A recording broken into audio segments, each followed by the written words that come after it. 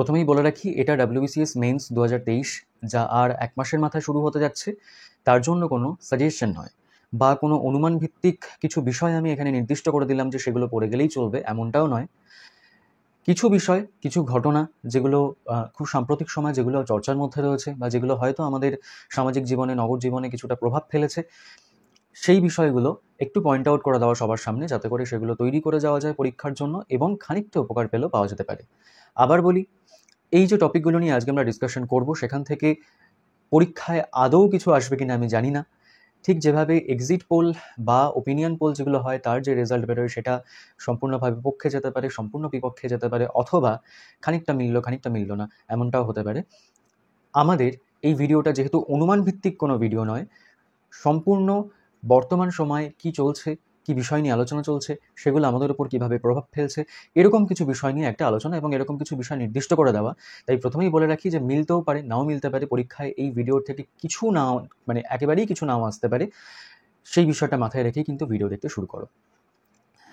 আমরা এই ভিডিওতে আমরা জানি যে কন্টেন্ট ওরিয়েন্টেড যে লেখাগুলো, অর্থাৎ যেগুলোতে আমাকে নিজেকে কন্টেন্ট বানাতে হয়, সেই ধরনের কিছু বিষয় আমরা এখানে দেব। এবং এখানে মানে রিপোর্টের জন্য এই বিষয়টা, লেটারের জন্য এই বিষয়টা, বা এসে লেখার জন্য এই বিষয়টা, এরকম আলাদাভাবে কিছু নির্দিষ্ট করে বিষয় আমরা দেব না।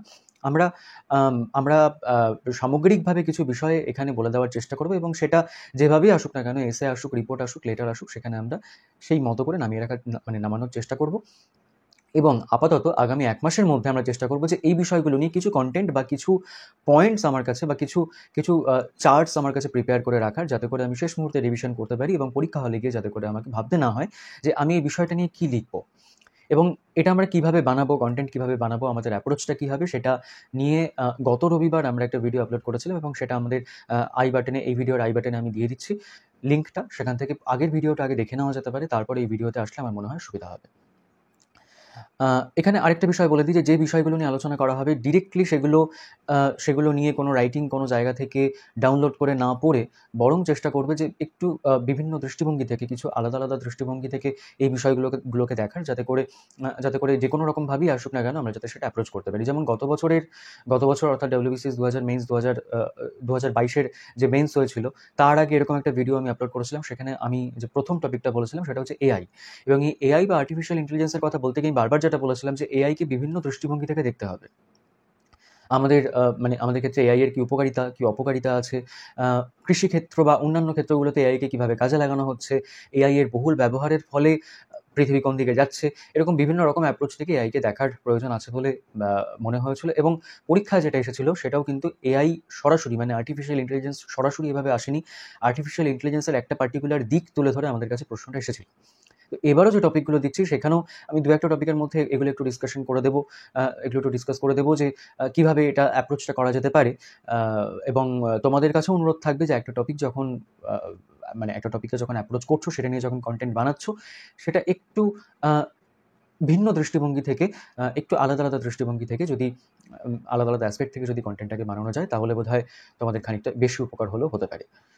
আর কোনো ভূমিকা না করে সরাসরি যে বিষয়গুলো, সেগুলোতে আসা যাক। একদম ফার্স্ট সেটা হচ্ছে ইউসিসি, ইউনিফর্ম সিভিল কোড, যেটা নিয়ে বেশ কিছুদিন ধরে, মানে গত এনডিএ সরকার যখন ছিল, NDA 2 যখন ছিল, তখন থেকেই বিষয়টা নিয়ে আলোচনা চলছিল, এবং এখন এটা আলোচনার মধ্যেই রয়েছে। এক সময় একটা ইভেন্ট আসে এবং সেই আলোচনার যে পরিসরটা, তাকে একটুখানি উস্কে দেয় বিষয়টা। সুতরাং ইউসিসি বা ইউনিফর্ম সিভিল কোড যেটা, তার বর্তমানে কি প্রয়োজনীয়তা রয়েছে, এই মুহূর্তে দাঁড়িয়ে ইউনিফর্ম সিভিল কোড আনা যেতে পারে কি না, কী সমস্যা দেখা দিতে পারে, সেগুলো কীভাবে ওভারকাম করা যেতে পারে, এরকম কিছু বিষয় একটু দেখে নেওয়া যেতে পারে। Uniform civil code first of all. Second হচ্ছে, যেটা গত বছরও আমাদের আলোচনার মধ্যে ছিল, সেটা হচ্ছে সেম সেক্স ম্যারেজ, বা বলা যেতে পারে যে rights of the third gender community.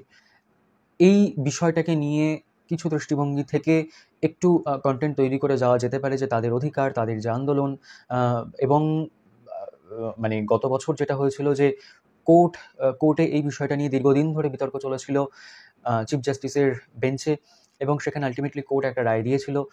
সেটা ঠিক ফেভারেও বলা যাবে না, সেটা ঠিক এগেনস্টেও বলা যাবে না, এরকম একটা রায় এসেছিল। এবং সেই রায় আসার পরে সুপ্রিম কোর্টের মতো একটা প্রিমিয়ার ইনস্টিটিউশন সেখানে এই বিষয়টা নিয়ে আলোচনা হওয়ার পরে এটা আরও মানে মানুষের আলোচনার যে পরিসর সেখানে আরও বেশি করে জায়গা করে নিয়েছিল, সাধারণ মানুষের যে আলোচনার পরিসর সেখানে আরও বেশি করে জায়গা করে নিয়েছিল। এইটা আমরা করে যেতে পারি। তৃতীয়ত হচ্ছে যুদ্ধ এবং ভারতের ভূমিকা। পৃথিবী জুড়ে মানে যেটা রাশিয়া ইউক্রেন যুদ্ধ যেটা শুরু হয়েছে আজকে বহুদিন হয়ে গেল, এবং তারপরে ইসরায়েল প্যালেস্তাইন যুদ্ধ, এবং আরও বেশ কিছু জায়গায় কিছু টেনশনের কিছু বাতাবরণ এখনো পর্যন্ত রয়েছে আন্তর্জাতিক স্তরে। সেই বিষয়গুলো নিয়ে আমরা জানি যে যুদ্ধ নিয়ে গত বছরের আগের বছর অলরেডি একটা লেখা চলে এসেছিল যে যুদ্ধের ফলে পরিবেশের যে ক্ষয়ক্ষতি হয় সেই বিষয়টা নিয়ে এরকম একটা লেখা সম্ভবত এসেছিল গত বছরের আগের বছর মেন্সে। তো আমরা যুদ্ধের যে ভয়াবহতা এবং তার যে মানে ফলাফল যেগুলো হচ্ছে, এবং সেটা সারা বিশ্বের ওপর যেভাবে প্রভাব ফেলছে, অর্থনীতির ওপর হোক, সমাজ জীবনের ওপরে হোক, ভূরাজনৈতিক সম্পর্কের ওপর হোক, যেভাবে প্রভাব ফেলছে সেই বিষয়টা নিয়ে, এবং সেখানে ভারতের ভূমিকা, ভারতের যে মিডিয়েটরের ভূমিকা, এটা নিয়ে, মিডিয়েটর মানে ডিরেক্ট মিডিয়েটরের ভূমিকা নয়, কিন্তু ভারত যে একটা রেসপন্সিবল ভূমিকা পালন করছে কারোর পক্ষ না নিয়ে, একটা নিরপেক্ষ ভূমিকা, এবং কোথাও সেই নিরপেক্ষতার মাঝেও কোথাও গিয়ে মানে কিছু দেশের স্যাংশন উপেক্ষা করেও যে দেশগুলো যুদ্ধে অবতীর্ণ হয়েছে তাদের কারোর সঙ্গে বাণিজ্যিক সম্পর্ক ছেদ না করা, বজায় রেখে চলা, এবং তার মাঝেও একটা নিরপেক্ষ ভূমিকা বজায় রাখা। তো এই বিষয়টা নিয়ে যুদ্ধ এবং ভারতের ভূমিকা, এটা নিয়ে আমরা একটু দেখে যেতে পারি। এবং এর সাথে এসের জন্য আমরা একটা টপিক দেখে যেতে পারি, সেটা হচ্ছে পিস। শুধুমাত্র পিস, আর কিছু নয়। মানে যেরকম গত কয়েক বছর আগে দেখেছিলাম একটা টপিক এসেছিল এসের ক্ষেত্রে, নয়েজ, ঠিক সেরকম পিস। মানে এগুলো একটু ফিলোসফিক্যাল দৃষ্টিভঙ্গি থেকে দেখা যেতে পারে, এবং তার সঙ্গে বর্তমান সময় বা সাম্প্রতিক সময়ে যে বিষয়গুলো চলছে সেগুলোকে জুড়ে দিয়ে খানিকটা লেখা যেতে পারে। এটা যেহেতু এই যুদ্ধ এবং বিশ্ব শান্তি, বা যুদ্ধ এবং সেখানে ভারতের ভূমিকা, এই বিষয়গুলোর সঙ্গে জড়িত বেশ খানিকটা, তাই এটাকে সঙ্গে মানে একসাথে অ্যাটাচ করলাম। তারপর সেটা হচ্ছে র্যাগিং। র্যাগিং নিয়ে গত বছর তোলপাড় হয়েছিল, একটা যাদবপুর বিশ্ববিদ্যালয়ের একটা ইস্যু নিয়ে তোলপাড় হয়েছিল বিভিন্ন মিডিয়া, এবং আমাদের সেটা ভীষণভাবে একটা আলোচনার মধ্যে ছিল, সমালোচনার মধ্যে ছিল। তো এই র্যাগিং এবং মানে এটা যে একটা সোশ্যাল ইভিল, এবং এর সাথে জড়িত ছাত্র আত্মহত্যা বিভিন্ন ইস্যুতে আর কি, সেটা কখনো পড়াশোনার চাপে হোক, কখনো অন্য কোনো বিষয় হোক। আমরা দেখেছি রিসেন্টলি বিভিন্ন উচ্চশিক্ষা প্রতিষ্ঠানে সেখানে ছাত্র আত্মহত্যার যে ঘটনা সেটা ভীষণভাবে বেড়েছে, এবং রাজস্থানের কোটা, যেখানে বহু ছেলেমেয়েরা উচ্চশিক্ষা বলবো না, মানে উচ্চশিক্ষার প্রস্তুতির জন্য, উচ্চশিক্ষার যে প্রথম সোপান অর্থাৎ বিশ্ববিদ্যালয়ে ভর্তি বা কলেজে ভর্তি, সেই যে পরীক্ষা, সেই যে প্রবেশিকা পরীক্ষা, তার জন্য যে যায়, সেখানেও ছাত্র আত্মহত্যার ঘটনা যেভাবে বেড়েছে, উদ্বেগজনকভাবে বেড়েছে, সেই বিষয়গুলো নিয়ে, এবং তার জন্য বিভিন্ন আইন প্রণয়ন হয়েছে, বিভিন্ন রাজ্যে বিভিন্ন রকমভাবে এটাকে ট্যাকেল করার চেষ্টা করা হচ্ছে। এই বিষয়টা দেখে যাওয়া যেতে পারে। এবং তার সঙ্গে জড়িত সেটা হচ্ছে যে ক্যাম্পাস, শিক্ষাক্ষেত্র যেটা, সেখানে রাজনীতির ভূমিকা কতটা, এবং স্টুডেন্ট পলিটিক্সের ভূমিকা শিক্ষাক্ষেত্রে, বা মানে শিক্ষা প্রাঙ্গণে, সেখানে রাজনীতি বা ছাত্র রাজনীতি, সেটার ভূমিকা এবং সেটা থাকার প্রয়োজনীয়তা, এই বিষয়টাও খানিকটা আলোকপাত করা যেতে পারে র্যাগিং নিয়ে যখন করা হচ্ছে তখন। তারপর যেটা এনভায়রনমেন্ট, এই এনভায়রনমেন্ট নিয়ে বেশ কিছু রিলেটেড টপিক আমরা একসাথে দেখে যেতে পারি। প্রথমত হচ্ছে সাস্টেনেবল ডেভেলপমেন্ট, এবং তার সঙ্গে যেটা জড়িত, গত বছরও যেটা বলেছিলাম যে এনভায়রনমেন্ট ভার্সেস গ্রোথ। অর্থাৎ ডেভেলপমেন্ট তো অবশ্যই হবে, যত আমাদের বিশ্ব যত এগোবে, এবং তার সঙ্গে তাল মিলিয়ে আমাদের চাহিদা বাড়তে থাকবে, এবং সেই চাহিদার সঙ্গে তাল মিলিয়ে যে যোগানটা আসবে, সেই যোগানটা বিভিন্ন রকমভাবে হতে পারে। কখনো হাই রাইজ, কখনো ফ্লাইওভার, কখনো হয়তো গাছ কেটে বা জলাশয় বুঝিয়ে সেখানে নির্মাণ, এই বিষয়গুলো বিভিন্ন রকমভাবে, বা কখনো মাইলের পর মাইল গাছ কেটে সেখানে বড় রাস্তা তৈরি করা, কখনো পাহাড়ে গাছ কেটে বা পাহাড়ের মাঝখান থেকে পাহাড় কেটে রাস্তা তৈরি করা, এবং তার ফলে বাস্তুতন্ত্র হোক বা পরিবেশ হোক, তার যে ক্ষতি হচ্ছে সেই বিষয়গুলো। তো এই বিষয়গুলো তো থাকছেই, এবং তার সঙ্গে তাল মিলিয়ে ডেভেলপমেন্টের কাজও কীভাবে করা যেতে পারে, সেটা হচ্ছে সাস্টেনেবল ডেভেলপমেন্ট। মানে ডেভেলপমেন্ট হবে, কিন্তু সেটা যেন এমনটা না হয় যে সেই ডেভেলপমেন্টের ফলে আমাদের ভবিষ্যৎকে আমরা এমন একটা পর্যায়ে বা এমন একটা দিকে, বিপদসংকুল পথে ঠেলে দিচ্ছি, যেটা হয়তো আমাদের ভবিষ্যতের জন্য বা আমাদের ভবিষ্যৎ প্রজন্মের জন্য ভয়াবহ আকার নিতে চলেছে। এই সাস্টেনেবল ডেভেলপমেন্ট এবং তার সাথে এনভায়রনমেন্ট ভার্সেস গ্রোথ, ক্লাইমেট চেঞ্জের যে বিষয়টা, সেটা এখানে দেখা যেতে পারে। ক্লাইমেট চেঞ্জ ভীষণভাবে মানে আমরা দেখেছি গত গত ১-২ মাস আগেও যেভাবে মানে একটা অসহনীয় গরমের মানে অসহনীয় একটা তাপমাত্রার মধ্যে দিয়ে আমরা গেছি। তো সেই ক্লাইমেট চেঞ্জের বিষয়টা দেখা যেতে পারে বিশ্বজুড়ে যে বিষয়টা চলছে, জলাশয় বোজানো বিশ্বজুড়ে চলছে বলতে যেগুলো একেবারে ঠান্ডার দেশ মনে করা হয়, যেখানে গরমকাল আসলে তারা ভীষণভাবে উৎফুল্ল হয় যে সামার আসছে। তো সেই দেশগুলোতেও একটা হাই অ্যালার্ট জারি করা হচ্ছে তাপমাত্রার জন্য। তো এটা দেখা যেতে পারে জলাশয় বোজানো, ডিফরেস্টেশন, বায়োডাইভার্সিটি ক্রাইসিস, অর্থাৎ বাস্তুতন্ত্রের ওপর যে একটা ভীষণভাবে প্রভাব পড়ছে, এই যে বিষয়গুলো আমাদের পরিবেশের ওপর যে যথেচ্ছ অত্যাচার, সেই বিষয়টার ফলে যে বাস্তুতন্ত্রের ওপর একটা প্রভাব পড়ছে এবং বাস্তুতন্ত্রের যে একটা তাদের যে সাইকেল সেটা ভীষণভাবে ক্ষতিগ্রস্ত হচ্ছে। তো এই বিষয়টা একটু দেখা যেতে পারে এবং তার সঙ্গে বন্যা রিসেন্টলি যেগুলো হয়েছে, ইকো ট্যুরিজম এখানে দেখা যেতে পারে। কেননা বিভিন্ন জায়গা যেগুলোতে ট্যুরিস্টরা ঝাঁক বেঁধে যাওয়ার ফলে সেই জায়গাগুলোর পরিবেশের ভীষণভাবে ক্ষয়ক্ষতি হচ্ছে এবং এখানেই ইকো ট্যুরিজমের একটা কনসেপ্ট আসছে। এটা দেখা যেতে পারে ভেহিকলস দূষণ রোধে যে আমাদের ট্র্যাডিশনাল যে ভেহিকেল, সেগুলোর বদলে ভেহিকলসের যে ব্যবহার বা প্রচলন এখন বাড়ছে বহুলভাবে, এটা দেখা যেতে পারে এবং এটা ভবিষ্যৎ। তার সঙ্গে ওয়াটার কনজারভেশন, পানীয় জলের সমস্যা, রিভার পলিউশন, নদীর যে দূষণ হচ্ছে সেটা, রিনিউয়েবল এনার্জির যে ব্যবহার সেটা কীভাবে আমাদের পরিবেশের পক্ষে সুখকর হতে পারে সেটা, অর্গানিক ফার্মিং এখানে দেখা যেতে পারে, সিড বম্বস এটা নিয়ে রিসেন্টলি আমরা দেখেছি যে বিভিন্ন ভাইরাল ভিডিও বা বিভিন্ন জায়গায় বিভিন্ন স্কুল কলেজ এই সিড বম্বসের ব্যবহারটা দেখা যাচ্ছে ভীষণভাবে মানে পরিবেশ সচেতনতার ক্ষেত্রে, বৃক্ষরোপণের ক্ষেত্রে সিড বম্বসের যে ব্যাপারটা সেটা ভীষণভাবে একটা ট্রেন্ডি হয়েছে রিসেন্টলি। এই বিষয়টা এর সঙ্গে জুড়ে দেখা যেতে পারে এবং যেটা বলা হলো যে ওভারঅল এই পরিবেশের যে বিষয়টা সামগ্রিকভাবে মানে এই যে সম্পূর্ণগুলো বললাম, এটা মানে আমি বলবো যে একটা বিষয় হিসাবেই এটাকে ট্রিট করা যেতে পারে এবং তার মধ্যেই সমস্ত কন্টেন্টগুলোকে অ্যাড করে নেওয়া যেতে পারে। এবং তারপরে যেটা আসবে সেটা হচ্ছে একটা ডিজিটাল প্ল্যাটফর্মের ক্ষেত্রে কিছু বিষয়, যেমন সোশ্যাল মিডিয়ার ভূমিকা এই মুহূর্তে দাঁড়িয়ে, সোশ্যাল মিডিয়ার ভালো খারাপ দিকগুলো, তার সঙ্গে যেটা জড়িত সোশ্যাল মিডিয়া একটা অল্টারনেটিভ ফর্ম অফ মিডিয়া হিসাবে কীভাবে উঠে আসছে, সেটা সাইবার ক্রাইম তার সঙ্গে জড়িত, সেটা দেখা যেতে পারে। সাইবার ক্রাইম, সাইবার টেরোরিজম এই টার্মগুলো এখন ভীষণভাবে ট্রেন্ডি। তার সঙ্গে যেটা দেখা যেতে পারে যে শিশু কিশোরদের মধ্যে অনলাইন গেমিংয়ের একটা ভীষণ রকমের প্রভাব, সেটা কতটা ক্ষতিকর, কীভাবে সেটাকে ট্যাকেল করা যেতে পারে, এটা দেখা যেতে পারে। মোবাইল অ্যাডিকশন এবং তার সঙ্গে যেটা জড়িত সেটা হচ্ছে ইন্টারনেট, তার ভালো খারাপ দিকগুলো, ইন্টারনেট ব্যান বিভিন্ন জায়গায়, যে কিছু একটা ঘটলে ইন্টারনেট ব্যান করে দেওয়া এবং সেই বিষয়ে কোর্টের যে বিভিন্ন সময় ভার্ডিক্ট যে এটা একটা মানুষের মৌলিক অধিকার, সেটা করা যাবে না, এই সংক্রান্ত কিছু লেখা দেখা যেতে পারে।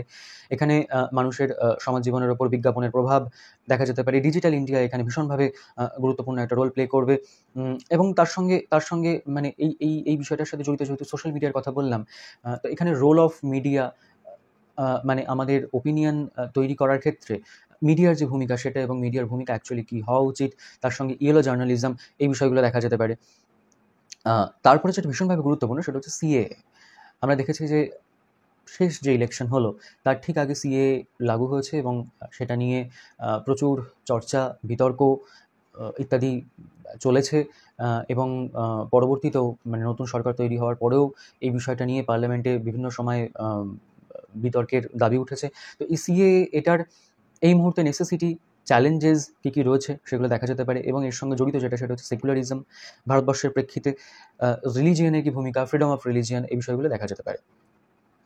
নেক্সট হচ্ছে অ্যাক্সিডেন্ট, ভীষণভাবে গুরুত্বপূর্ণ। আমরা দেখেছি রিসেন্টলি বেশ কিছু ট্রেন অ্যাক্সিডেন্ট, রোড অ্যাক্সিডেন্ট, এগুলো ভীষণভাবে সাম্প্রতিক সময়ে আমাদের নজরে এসেছে। তো এই অ্যাক্সিডেন্ট নিয়ে এবং তার সঙ্গে ব্রিজ ভেঙে পড়া, রিসেন্টলি আমরা দেখেছি যে বিহারে কয়েকদিনের মধ্যে কতগুলো মানে বেশ কিছু ব্রিজ ভেঙে পড়া, এই বিষয়টা হয়েছে এবং এটা নিয়ে একদম জেনারেল নিউজপেপার রিপোর্ট যেগুলো, অর্থাৎ কোনো অ্যাক্সিডেন্ট হলে সেটা ট্রেন অ্যাক্সিডেন্ট হোক, ফায়ার মানে কোথাও আগুন লেগেছে, আগুন লাগার বিষয়টা যদিও WBCS একবার চলে এসেছিল, কোথাও ব্রিজ ভেঙে পড়ছে, এই যে অ্যাক্সিডেন্টগুলো, এটার জন্য যে জেনারেল নিউজপেপার রিপোর্ট হয় সেগুলো এবং তার সাথে সাথে পোস্ট এডিট ধরনের যে লেখা, যে এই যে অ্যাক্সিডেন্টের প্রবণতা বাড়ছে এটাকে কীভাবে ট্যাকেল করা যেতে পারে, সরকারের ভূমিকা কী এর জন্য, এই বিষয়গুলো দেখা যেতে পারে। তারপর প্রাইস রাইজ বা ইনফ্লেশন সেটা দেখা যেতে পারে এবং জেন্ডার, যদিও গত বছর এই সংক্রান্ত একটা লেখা এসেছিলো, যদিও সেটা অন্য পার্সপেক্টিভ থেকে এসেছিলো। আমরা এই জেন্ডারের বিষয়টা একটু দেখে যেতে পারি, সেখানে উইমেন এম্পাওয়ারমেন্টের যে ভূমিকা সেটা, এখানে ডোমেস্টিক ভায়োলেন্সের যে একটা মানে বাড়ন্ত প্রবণতা, সেটা কন্যা ভ্রূণ হত্যা এবং এগুলো রোধে, অর্থাৎ উইমেন এম্পাওয়ারমেন্টের ক্ষেত্রে যে বিভিন্ন সরকারি প্রকল্প সেগুলোর কী ভূমিকা, সেলফ হেল্প গ্রুপের কী ভূমিকা, সেগুলো তার সঙ্গে জড়িত যেটা গত বছর যেটা পাস হয়েছিল উইমেন রিজার্ভেশন বিল, সেটা পার্লামেন্টে যেটা পাস হয়েছে সেটা, এর সঙ্গে জড়িত চাইল্ড লেবার, এবং যেহেতু যেহেতু জেন্ডারের কথা বললাম, সেখানে খুব খুব অবভিয়াসভাবে যেটা উঠে আসবে সেটা হচ্ছে থার্ড জেন্ডারের প্রসঙ্গ, যেটা একটু আগে আমরা ডিসকাস করলাম। যে জেন্ডার ইকুয়ালিটির কথা যখন আসছে, জেন্ডার ডিসক্রিমিনেশনের কথা যখন আসছে, সেখানে এখন ভীষণভাবে সমাজ জীবনে যেটা ঢুকে পড়েছে সেটা হচ্ছে এই থার্ড জেন্ডার, তাদের যে আন্দোলন, তাদের যে ভূমিকা, তাদের যে দাবি দেওয়া, সেই বিষয়গুলো। সুতরাং এই বিষয় কিছু দেখে যাওয়া যেতে পারে। এবং এখানে আরেকটু স্পেসিফিকভাবে যদি দেখতে হয় তাহলে বিভিন্ন ক্ষেত্রে, যেমন স্পোর্টসের ক্ষেত্রে, তারপরে স্পেস সেক্টরে বা স্পেস সায়েন্সে নারীদের ভূমিকা বা বিজ্ঞানে নারীদের ভূমিকা, এই বিষয়গুলো দেখা যেতে পারে। রিসেন্টলি আমরা দেখেছি যে বিসিসিআই তারা যেটা করেছে, যারা মানে মেন্স ক্রিকেট টিম এবং উইমেন্স ক্রিকেট টিম দুটোর ক্ষেত্রেই তাদের যে রেমুনারেশন সেগুলো সেম করে দেওয়া, এই যে পজিটিভ পদক্ষেপগুলো, এগুলো এই যে আলোচনার প্রেক্ষিতটা সেটাকে আরেকটু বাড়িয়ে দিয়েছে, আরেকটু উস্কে দিয়েছে। সুতরাং এই স্পেসিফিক বিষয়গুলো দেখা যেতে পারে। এবং তার সঙ্গে আরেকটা যেটা কলকাতা কেন্দ্রিক কিছু সমস্যা, যেমন আমরা দেখেছি যে রিসেন্টলি কলকাতা কেন্দ্রিক বা শহর কেন্দ্রিক যে সমস্যা, একটা হচ্ছে হকার সমস্যা, দ্বিতীয়ত হচ্ছে এই ফুটপাথ, যেখানে ফুটপাথ দখল করে বসে থাকা, এবং তার সঙ্গে নিকাশি ব্যবস্থার সমস্যা, এবং তার সঙ্গে ট্রাফিকের সমস্যা, এই বিষয়গুলো দেখা যেতে পারে, যেগুলো একেবারেই কলকাতা কেন্দ্রিক বা শহর কেন্দ্রিক যে সমস্যা সেগুলো একটু দেখে যাওয়া যেতে পারে। আরেকটা বিষয় যেটা এখন ভীষণভাবে এটা বিশেষ করে ইলেকশনের সময় তো ভীষণ চর্চার মধ্যে থাকে, ইলেকশন পূর্ববর্তী এবং পরবর্তী সময়েও চর্চার মধ্যে থাকে, সেটা হচ্ছে যেটাকে আমরা ফ্রিবিজ বলে থাকি। একটু মক করে বা একটু তির্যক ভঙ্গিতে যেটাকে আমরা ফ্রিবিজ বলে থাকি, অর্থাৎ সরকারের বিভিন্ন যে সামাজিক প্রকল্প, সরকারের বিভিন্ন অনুদান, যেগুলোকে আমরা ফ্রিবিজ বলে চিহ্নিত করে থাকি, সেগুলোর ভূমিকা। এটা বললেই স্বাভাবিকভাবে আমাদের প্রথমেই যেটা মাথায় আসে এবং যেটা একটা কমন পার্সপেক্টিভ থেকে যেটা মাথায় আসে সেটা হচ্ছে নেগেটিভ ইম্প্যাক্টগুলো, বা এটা কিভাবে মানে যে নাগরিকের দেয় যে কর, সেটার ওপর সেটার থেকে কিছু কিছু ক্ষেত্রে সেগুলোর মিসইউজ ইত্যাদি বিষয়গুলো আমাদের মাথায় আসে। কিন্তু ওই যে বললাম যে একটু আলাদা পার্সপেক্টিভ থেকে যদি আমরা দেখতে পারি, মানে এটার পজিটিভ ইম্প্যাক্ট কী হতে পারে, এই ফ্রিবিজ যেগুলো দেওয়া হচ্ছে সেটার পজিটিভ ইম্প্যাক্ট কী হতে পারে, সমাজ জীবনে এগুলোর কী ভূমিকা রয়েছে, সেগুলো সম্বন্ধে বিভিন্ন অর্থনীতিবিদ বিভিন্ন সময়ে পজিটিভ দিকগুলো নিয়ে আলোচনা করেছেন। এবং ভোটের আগে একটা বিষয় বারংবার চর্চার মধ্যে এসেছিল, সেটা হচ্ছে ইউনিভার্সাল বেসিক ইনকাম। কিছু কিছু রাজনৈতিক দল তারা এই বিষয়গুলো নিয়ে প্রতিশ্রুতি দিয়েছিল, যে একটা ইউনিভার্সাল বেসিক ইনকামের ব্যবস্থা করা প্রতিটা মানুষের জন্য বা প্রতিটা ফ্যামিলির জন্য। তো এই যে ফ্রিবিজ এবং তার যে বিভিন্ন পার্সপেক্টিভগুলো, এগুলো একটু দেখে যাওয়া যেতে পারে। যেমন এটা নিয়ে কিছুদিন আগেও আনন্দবাজারের সম্পাদকীয় পাতায় একটা উত্তর সম্পাদকীয় লেখা হয়েছিল যে দান নয় অধিকার, বা এরকম কিছু একটা সম্ভবত শিরোনাম ছিল, এরকম শিরোনামে কিছু একটা লেখা হয়েছিল, এবং বিভিন্ন সময় এটা নিয়ে লেখা হয়ে চলেছে ক্রমাগত। তো এই বিষয়টা দেখা যেতে পারে। এবং তারপরে যেটা খুব খুব স্বাভাবিকভাবে আসবে সেটা হচ্ছে আনএমপ্লয়মেন্ট। বর্তমানে ভারতবর্ষে আনএমপ্লয়মেন্টের যে সমস্যা সেটা, এবং তার সঙ্গে জড়িত এই যে কর্মক্ষেত্রে, মানে কর্মক্ষেত্রে কাজের যে ধরন সেটা ক্রমাগত বদলে যাওয়া, গিগ ইকোনমি একটা ভীষণভাবে মানে প্রভাব ফেলা, যেখানে মানে কাজের ক্ষেত্রে সেভাবে নিশ্চয়তা কিছু থাকছে না, এই বিষয়গুলো একটু দেখা। এবং এই আনএমপ্লয়মেন্ট বা এই ধরনের এই রিলেটেড বিভিন্ন কারণে দেশ থেকে একটা মেধার ব্রেন ড্রেন যেটাকে আমরা বলে থাকি, মেধার একটা অপসারণ বিভিন্ন জায়গায় হওয়া, দেশ থেকে যে বিভিন্ন উচ্চ মেধার যে ছেলেমেয়েরা তারা অন্যান্য দেশে কাজ করতে, কর্মসূত্রে পড়াশোনা করতে বিভিন্ন কারণে চলে যাওয়া এবং সেখানে গিয়ে সেটেল করা। তো এই বিষয়টা ব্রেন ড্রেন, মানে আনএমপ্লয়মেন্ট এবং তার সঙ্গে জড়িত হচ্ছে ব্রেন ড্রেন, এটা একটু দেখে যাওয়া। সেন্সাস আমরা জানি যেটা গত ৩ বছর আগে হওয়ার কথা ছিল, কোভিডের জন্য হয়নি, এবং তারপরেও বিভিন্ন কারণে এই সেন্সাস আটকে থাকা। কাস্ট বেসড সেন্সাস যেটা নিয়ে হইচই হয়েছিল ভীষণ রকমভাবে। এবং এই কাস্ট বেসড সেন্সাসের প্রসঙ্গ যখন আসবে তখনই যেটা আসবে সেটা হচ্ছে রিজার্ভেশনের কথা। রিজার্ভেশন এই মুহূর্তে, কাস্ট বেসড রিজার্ভেশন উচ্চশিক্ষায় এবং পাবলিক এমপ্লয়মেন্টের প্রসঙ্গ যখন আসছে, সেখানে কাস্ট বেসড রিজার্ভেশনের যে ভূমিকা সেটা কিছু পরিবর্তনের, সে বিষয়টা কিছু পরিবর্তনের প্রয়োজন রয়েছে কিনা, এই বিষয়গুলো আমরা দেখতে পারি। যদিও এটা ভীষণভাবে বিতর্কিত বিষয়, কিন্তু আমরা জানি যে পিএসসি বিতর্কিত বিষয় একেবারেই যে অ্যাভয়েড করছে তা নয়, বিভিন্ন সময় প্রাইভেটাইজেশন বা অন্যান্য বিতর্কিত বিষয় নিয়ে লেখাপত্র দিয়েছে। সুতরাং আমরা এটা একটু দেখে যেতে পারি, এবং এটা ভীষণভাবে বিতর্কিত বিষয়, আমরা চেষ্টা করবো যাতে করে আমাদের লেখার মধ্যে অন্তত কোনো রকম বিতর্ক না থাকে। ওয়ান নেশন ওয়ান ইলেকশন গত লোকসভা নির্বাচনের আগে এই বিষয়টা চর্চার মধ্যে ছিল, এটা দেখা যেতে পারে। ইলেকশন রিফর্মসের কিছু প্রয়োজন রয়েছে কিনা সেটা দেখা যেতে পারে। গ্লোবালাইজেশন নিয়ে একটা টপিক একটু দেখে যাওয়া যেতে পারে। গ্লোবালাইজেশন এবং তার সঙ্গে মানে ন্যাশনালিজমের সাথে গ্লোবালাইজেশনের কি সম্পর্ক, কি বৈরিতা রয়েছে, সেই বিষয়গুলো একটু দেখা যেতে পারে। ইলেকটোরাল বন্ড যেটা নিয়ে চর্চা হয়েছিল সেটা একটু দেখলে ভালো হয়। ডিমনিটাইজেশন, অ্যাব্রোগেশন অফ 370, জিএসটি, যে গুরুত্বপূর্ণ পদক্ষেপগুলো NDA 1 এবং NDA 2 এর আমলে হয়েছিল, সেগুলোর প্রভাব কতটা পড়েছে ইকোনমিতে, সমাজে কতটা প্রভাব পড়েছে, এবং তার যে ভালো দিকগুলো, খারাপ দিকগুলো কি হয়েছে এখনো পর্যন্ত, সেগুলো নিয়ে একটু কন্টেন্ট তৈরি করে যাওয়া যেতে পারে। কোভিড পরবর্তী পৃথিবী, যেটা একটা একটা আলোচনার প্রেক্ষাপটে দাবি করে। কোভিড পরবর্তী পৃথিবী, সেই সময় যে বদলে যাওয়া পৃথিবী, একটা নিউ নরমাল এনভায়রনমেন্ট, সেখানে উচ্চশিক্ষার ধরন বদলে যাওয়া, ই-লার্নিংয়ের যে একটা বিষয় সেটা আসা, ই-কমার্স ভীষণভাবে মানে মানুষের নিত্যনৈমিত্তিক ব্যবহারের মধ্যে চলে আসা, মানুষের স্বাস্থ্যের উপর এটা কী প্রভাব ফেলেছে। এবং যেহেতু শিক্ষার বিষয়টা নিয়ে আলোচনা করলাম, সেখানে এনইপি বা ন্যাশনাল এডুকেশন পলিসি, এটা একটু দেখা যেতে পারে। শিক্ষাক্ষেত্রে কী কী রিফর্মস প্রয়োজন রয়েছে, আমাদের আমাদের শিক্ষাক্ষেত্রে সেটা কতটা ভোকেশনাল হওয়া উচিত, বা আমাদের শিক্ষা সেটা কতটা কর্মমুখী, ওই মানে এটা খানিকটা আনএমপ্লয়মেন্টের সাথেও জড়িত, কতটা কর্মমুখী হওয়া উচিত, বা বলা যেতে পারে একটু অন্য দৃষ্টিভঙ্গি থেকে কতটা জীবনমুখী হওয়া উচিত, এই বিষয়গুলো একটু দেখা যেতে পারে।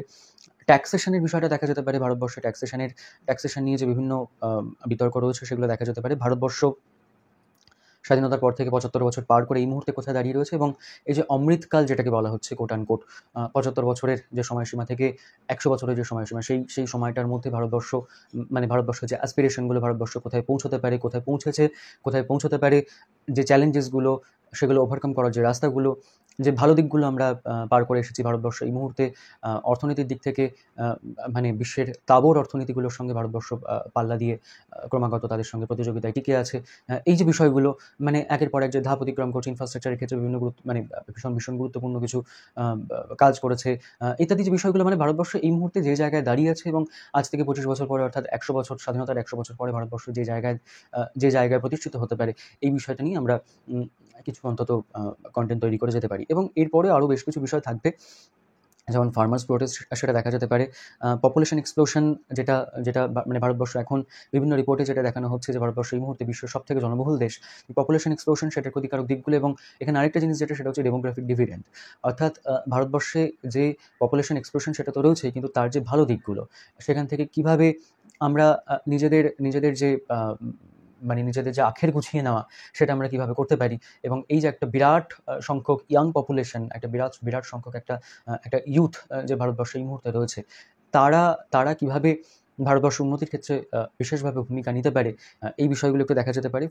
ভারতবর্ষে ফেডারালিজম কতটা, তাকে মান্যতা দেওয়া হচ্ছে, কতটা চেঞ্জের প্রয়োজন রয়েছে, সেগুলো aspiration of the youth in India, young generation যারা, যুব সমাজ, তাদের যে অ্যাসপিরেশনগুলো, তাদের যে চাহিদাগুলো, তাদের তাদের মানে তাদের জন্য সরকারি বা বেসরকারি তরফে যে ভূমিকাগুলো, যে উদ্যোগগুলো নেওয়ার প্রয়োজন রয়েছে, সেগুলো কতটা নেওয়া হয়েছে এবং কতটা নেওয়ার প্রয়োজন রয়েছে, সেই বিষয়গুলো একটু দেখা যেতে পারে। এবং তাছাড়া যেটা, যে একটু যাদেরকে আমরা সামাজিকভাবে দুর্বল শ্রেণীতে, কোট আনকোট দুর্বল শ্রেণীভুক্ত বলে গণ্য করি, যেমন যাদেরকে আমরা হ্যান্ডিক্যাপড বলে থাকি, বা মানে যেই টার্মগুলো এখন ব্যবহার করাটা, মানে এই হ্যান্ডিক্যাপড বা ফিজিক্যালি চ্যালেঞ্জড, এই বিষয়গুলো, এই টার্মগুলো ব্যবহার করার বিপক্ষে মানে আমরা সবসময়তেই আওয়াজ তুলি, এবং আমরা বলি যে যারা ডিফারেন্টলি এবেলড, যারা বিশেষভাবে সক্ষম, এই মানুষরা যারা ডিফারেন্টলি এবেলড, লিঙ্গগতভাবে যারা পিছিয়ে রয়েছে, যারা আর্থিক দিক থেকে পিছিয়ে রয়েছে, যারা শ্রেণীগতভাবে পিছিয়ে রয়েছে, সামাজিকভাবে যারা পিছিয়ে রয়েছে, তাদের ক্ষেত্রে সরকারের মানে তাদের উন্নতির ক্ষেত্রে, তাদের সশক্তিকরণের ক্ষেত্রে সরকারের যে ভূমিকা নেওয়া উচিত, যে সামাজিক প্রকল্পগুলো হচ্ছে এবং তার ফলে তাদের যে উপকার হচ্ছে, এই বিষয়গুলো খানিকটা দেখা যেতে পারে। তো মোটামুটি, এবং এর সঙ্গে আরেকটা যেটা, সেটা হচ্ছে স্পেস সেক্টরে, সায়েন্সের ক্ষেত্রে, এবং এই ধরনের যে বিষয়গুলো, সেখানে ভারতবর্ষের উন্নতি, সেখানে ভারতবর্ষের ভূমিকা, এগুলো একটু চট করে দেখে যাওয়া যেতে পারে। এখন একদম শেষে যেটা বলার, সেটা হচ্ছে, আমরা আবারও বলছি, প্রথমে যেটা বলা হলো, যে এটা মোটেই কোনো সাজেশন নয় পরীক্ষার জন্য যে এইখান থেকেই আসবে, আমরা, এবং যেটা বললাম যে অনুমান ভিত্তিকও কিছু নয় যে এখান থেকে পরীক্ষায় আসতে পারে। আমরা শুধুমাত্র যে বিষয়গুলো আলোচনার পরিসরে রয়েছে, সেগুলো আমরা এখানে একটু একসাথে করে দেওয়ার চেষ্টা করলাম, বা সেগুলোকে এক জায়গায় নিয়ে আসার চেষ্টা করলাম। তোমরা তোমাদের মতো করে এগুলো নিয়ে কন্টেন্ট তৈরি করো, এবং মোটামুটি আমরা ২৬-২৭টা মতো টপিক এখানে ডিসকাস করেছি, এবং এই টপিকগুলোকে সাজানো রয়েছে প্রায়োরিটি বেসিসে। অর্থাৎ একদম প্রথম দিকে যে ১৫টা-২০টা টপিক বলা হয়েছে, সেগুলো একটু বেশি গুরুত্ব দিয়ে দেখা যেতে পারে, এবং তারপরে যে টপিকগুলো, সেগুলো একটু কম গুরুত্ব দিয়ে দেখলেও সম্ভবত ক্ষতি নেই। এবার এখানে যে বিষয়টা, সেটা হচ্ছে পিএসসি একটু আউট অফ দ্য বক্স কিছু কন্টেন্ট, কিছু টপিক দেওয়ার চেষ্টা করছে। তো সেখানে সবটা যে একেবারে চেনা পরিসরের মধ্যে হবে সেরকমটা নাও হতে পারে, তার বাইরেও কিছু থাকতে পারে। সেগুলো তাৎক্ষণিক বুদ্ধি থেকে এবং সেই সময় মানে সেই সময় এক্সাম হল সিচুয়েশন ম্যানেজ করবার যে দক্ষতা, সেটা থেকে নিজেকে সেটা উতরে আসতে হবে। এবং এখানে আরেকটা বিষয় যেটা বলার, যে একটু চেষ্টা করবে এই কমেন্ট বক্সটা, এই ভিডিওর যে কমেন্ট বক্সটা সেটা একটু ফলো করার আগামী কয়েকদিন। আমার যদি এর মধ্যে কিছু টপিকের কথা আরও মনে পড়ে, সেগুলো আমি কমেন্ট বক্সে কমেন্ট করে দেওয়ার চেষ্টা করব, কমেন্ট করে বলে দেওয়ার চেষ্টা করব। অতএব সবাইকে আপাতত এখানেই ধন্যবাদ জানাতে হচ্ছে। সবাই কন্টেন্ট তৈরি করো। এবং আবার যেটা বলা হচ্ছে 26-27টা বিষয় রয়েছে, এটা নিয়ে কন্টেন্ট তৈরি করতে খুব বেশি সময় লাগবে না। যদি একটা বিষয় নিয়ে কন্টেন্ট তৈরি করতে 20 মিনিট আধ ঘন্টা সময় লাগে, তাহলে প্রতিদিন যদি একটা করে বিষয়ের কন্টেন্ট তৈরি করা যায়, আগামী 30 দিনের মধ্যে এই সবগুলো বিষয়ের কন্টেন্ট একেবারে রেডি করে ফেলা যেতে পারে। করে ফেলো সবাই। ডেসক্রিপটিভ প্রিপারেশন সবার আশা করি ভালোভাবেই চলছে, ভালোভাবেই চলুক। এবং যেটা আগের ভিডিওতে বলেছিলাম, গত এক সপ্তাহ আগে যে ভিডিওটা আমরা পাবলিশ করা হয়েছিল আমাদের চ্যানেলে, সেখানে যেটা বলা হয়েছিল যে এই মুহূর্তে খবরের কাগজ পড়ার প্রয়োজনীয়তা কতটা, কীভাবে আমরা ট্রান্সলেশন, প্রেসি, অন্যান্য বিষয়গুলো কীভাবে ট্যাকেল করতে পারি, সেগুলো সব ডিসকাস করা ছিল। একটু দেখে নিও সেই ভিডিওটা, আশা করি উপকার হবে। এবং এই ভিডিওতে যেরকম বলেছিলাম যে আমরা কন্টেন্টগুলো নিয়ে আলোচনা করব, সেটা করা হলো। আশা করি খানিকটা উপকারে আসলেও আসতে পারে। সবাই খুব ভালোভাবে প্রিপারেশন চালিয়ে যাও। সুস্থ থেকো সবাই।